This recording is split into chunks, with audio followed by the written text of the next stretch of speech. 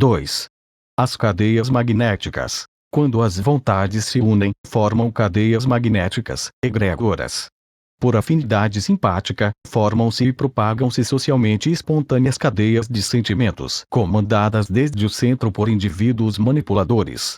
As cadeias podem ser de teor político, comercial, artístico, religioso, etc. A abrangência temporal e espacial que possuem é variável. As guerras são exemplos de cadeias magnéticas altamente destrutivas e se devem ao choque de cadeias antagônicas. No atual mundo globalizado, formam-se cadeias simpáticas de abrangência geográfica internacional que podem ter como núcleo uma empresa, um governo, uma notícia, uma grande produção do cinema ou da arte. Quanto mais extensa for uma cadeia simpática, maior será sua força. A força simpática se propaga pela comunicação entusiasmada contínua e se desencadeia por práticas sólidas. Os seres humanos comuns necessitam de liderança. Um homem de gênio forma sua própria cadeia para atingir seus objetivos. Adquire um ponto de fixidez, a imobilidade psíquica, e desencadeia em seguida uma ação circular perseverante de iniciativas. Possui grande força de ação e direção. Se for um gênio do bem, utilizará sua força para ajudar seus semelhantes. Se for um gênio do mal, os levará à desgraça e terá que responder por isso. Hitler foi um gênio do mal. Hoje há muitos gênios do mal ativos. O movimento do agente magnético é duplo e se multiplica em sentido contrário, pois a cada ação corresponde uma reação equivalente. Por exemplo, o privilégio concedido a alguém desencadeará a simpatia do beneficiado por quem o concedeu, mas, ao mesmo tempo, provocará a antipatia dos inimigos do beneficiado ao benfeitor. O segredo consiste em calcular as reações antecipadamente e evitar agir por impulso. Aquele que não se isola das correntes magnéticas é fulminado por não resistir à tentação de satisfazer seu desejo a despeito das reações contrárias e perigosas que sua satisfação possa desencadear. Cada ato cria uma sequência encadeada de efeitos em rede. As opiniões circulantes influenciam diretamente a força do agente magnético formador da cadeia, motivo pelo qual é preciso avaliar cuidadosamente a abrangência e a profundidade das predisposições existentes, sob o risco de se desencadear uma catástrofe contra nós mesmos ou contra o mundo. O amor é superior ao ódio por ser intrinsecamente simpático. Cristo foi crucificado por estar influenciando a multidão progressivamente e em um sentido contrário aos interesses dos centros das cadeias mais fortes de sua época. As cadeias estão submetidas a um movimento pendular, evoluem e involuem. Uma cadeia finalizante é sucedida por uma cadeia oposta. Atualmente, ano 2003, a cadeia simpática mundial, que tem os Estados Unidos como centro, entrou em lento movimento regressivo. Os democratas retardam esse processo histórico através de sua maleabilidade e os republicanos, seus antagonistas, o apressam através de atitudes unilaterais. George Bush acelera a difusão do anti-americanismo no mundo sem o querer e apressa, portanto, a derrocada do império dentro da escala temporal das idades das nações. 3. A resistência e a manipulação das correntes. Uma chave utilizada pelos manipuladores para o encantamento e o enfeitiçamento é a capacidade de esperar os resultados de antemão e acompanhá-los lentamente, com paciência e sem ansiedade por atingir a meta. O pretenso encantador que esteja tomado de paixão fracassará por não suportar a espera. O mesmo necessita ir contra si mesmo, conter-se, para acompanhar a evolução do processo. É impossível que alguém seja escravo e senhor ao mesmo tempo, com relação a um mesmo fluxo magnético.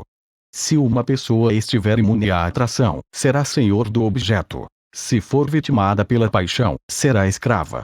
É por isso que aqueles que tentam manipular as forças magnéticas para fins pessoais são fulminados mais cedo ou mais tarde. Resistir às atrações e repulsões é resistir às tentações. Os agregados psíquicos são os fatores de debilidade. Quando mortos, estamos imunes à manipulação, pois as fraquezas estarão eliminadas. Aqueles que não suportam as tentações colocam a satisfação dos desejos à frente dos efeitos colaterais das ações e se queimam ao tentar criar cadeias simpáticas que atendam aos seus desejos e concupiscências, pois não possuem presciência das reações sociais que serão liberadas. A pessoa tomada por um desejo está louca, sendo incapaz de julgar e discernir. Quanto mais débil, propensa à histeria, nervosa, impressionável, fascinável e menos resistente psiquicamente aos acontecimentos for uma pessoa, maior será seu poder inconsciente de concentração e propagação da força magnética e sua atuação como elemento propulsor da cadeia. O entusiasmo é altamente contagioso. Através de atitudes, o charlatão exalta a paixão alheia.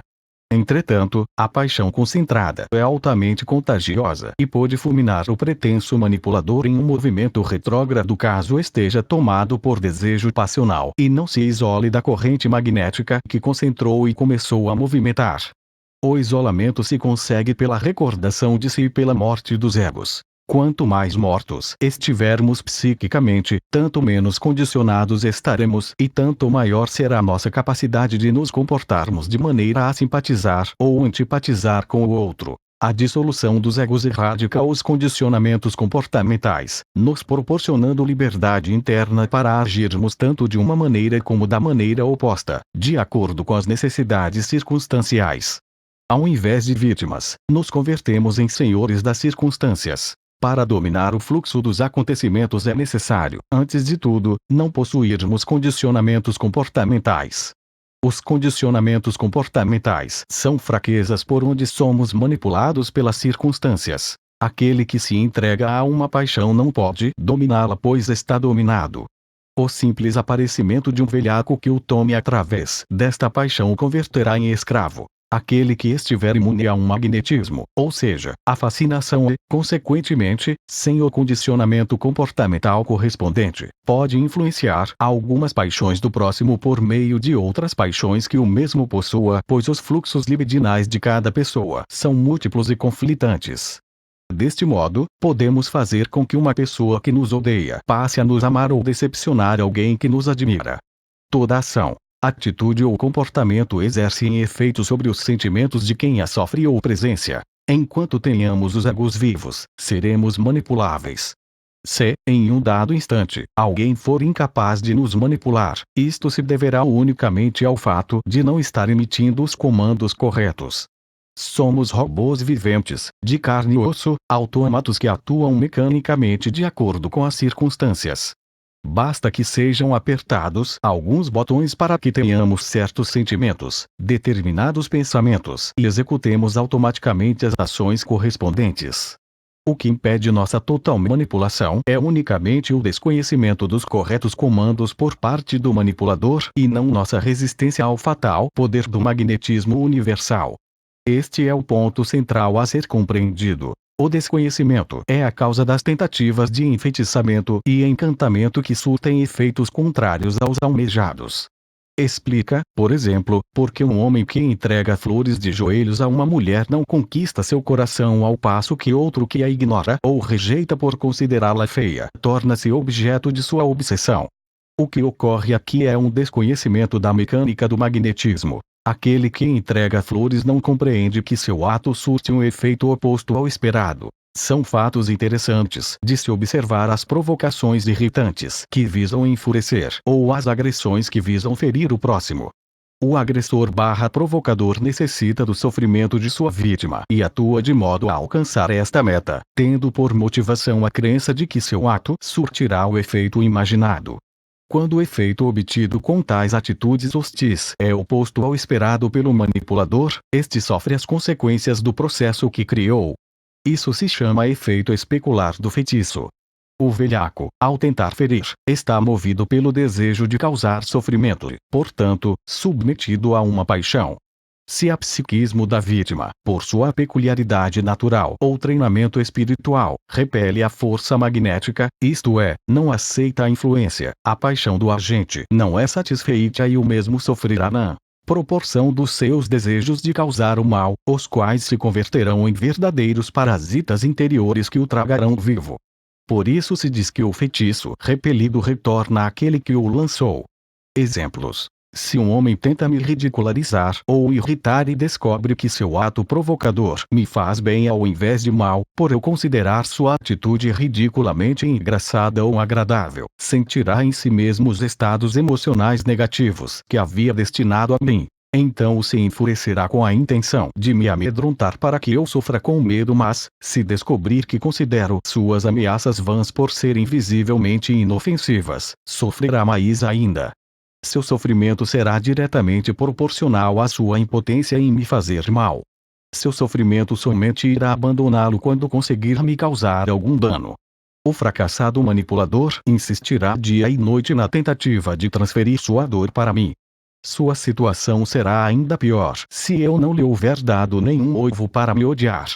Então, neste caso, eu terei repelido todos os seus fluxos magnéticos, todos os seus feitiços e tentativas de hipnotização. Apesar de eu estar aparentemente passivo, minha ausência de reação e meu silêncio serão sentidos como atos provocadores de múltiplos sentimentos e pensamentos resultantes do trabalho involuntário da mente do inimigo, a qual então irá corroê-lo. A morte do ego nos transforma em um espelho que refrata os feitiços.